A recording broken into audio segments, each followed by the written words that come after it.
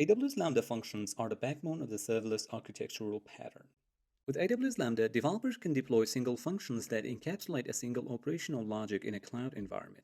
This is made possible by AWS Lambda's development sandbox environment, which is backed by S3. Developers can upload their function code and connect those functions with events or triggers. However, deploying Lambda functions using the default sandbox runtime has its limitations, such as deployment size, library support, and supported application runtime versions. But fear not, there is a solution. In this video, I'll introduce you to containerized Lambda applications. By deploying your Lambda functions using containers, you can overcome these limitations and take advantage of the benefits that containers offer, such as increased flexibility and portability. Okay, so before we get started, make sure you have AWS CLI and Docker installed. When creating containerized Lambda applications in Python, you have two options. Option 1 is to use the Lambda base image, and that only supports certain versions of Python. Or you can use your own custom image. This method allows you to use a version of Python that isn't supported by the base image, and also enables you to add steps to the Docker file. Okay, now we're going to open Visual Studio Code and create a Python file which would act as our Lambda function.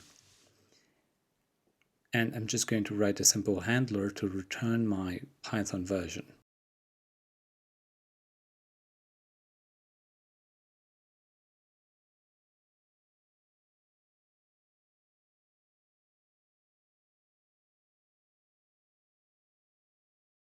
Now we need to use Docker to containerize our Lambda function. So let's go ahead and create a file named Docker file. Okay, first let's define a variable called function dir and then select our base Python image, which is Python 3.12. And we'll need a run command to install the required Python dependencies and build from source. Then we'll use a run command to create a folder for our function. We'll copy our app.py file, which is our Lambda entry point file, to the function directory. Then we'll use pip to install the AWS Lambda Python runtime interface client. We're also going to copy our build image to our function directory so that Lambda can use it to run our functions. Now we're going to specify an entry point for our Docker file, which is the AWS Lambda Python runtime interface client. Next, we're going to specify our function name, which acts as a Lambda entry point file, which is app.py, and the function is handler.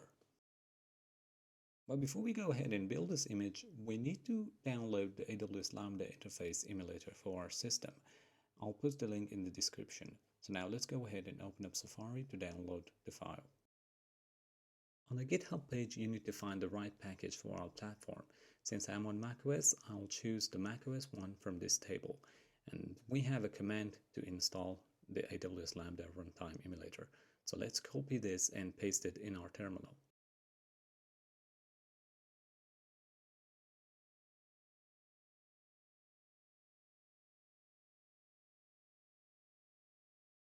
Now we're going to build our Docker file. Since this is going to take a bit of time, I'll speed up the video.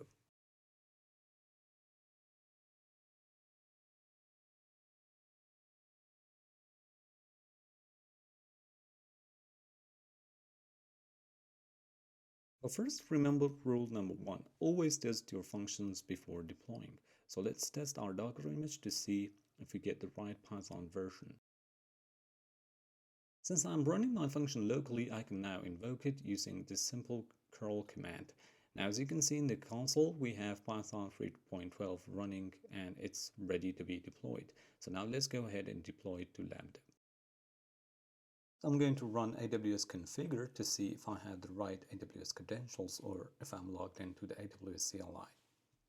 We're going to go ahead and create a repository on AWS Elastic Container Registry and name our repository PyLambda version.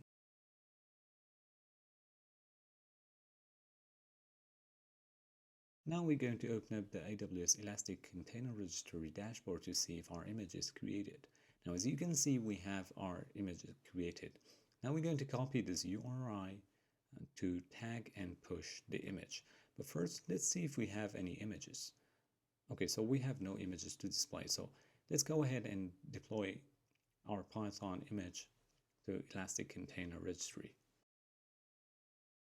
Now we'll need to authenticate our Docker with AWS in order to tag and push our image. So first let's run AWS ECR get login password and then specify the region. Then use the URI we just copied from the console to run the command. Now when we log in successfully, we're going to tag our Docker image to the URI we just copied from the console. When we tagged our Docker image, we're going to push this image to AWS Elastic Container Registry so we can create functions from it. Okay, now when everything is done successfully, let's go ahead and see if our image is pushed. Now, as you can see, we have the latest tag and image on our Elastic Container Registry. So let's go ahead and copy and create a function from this. From the create function dashboard, we'll use container image, and then you can name your function anything you want. After naming our function, we're going to paste in the container image URI we just copied from the Elastic Container Registry dashboard, and then we're going to hit create function after choosing our architecture.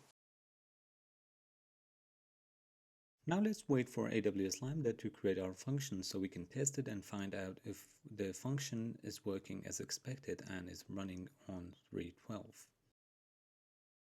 Now, as you can see from the console, we have successfully deployed our function and we're running on Python 3.12.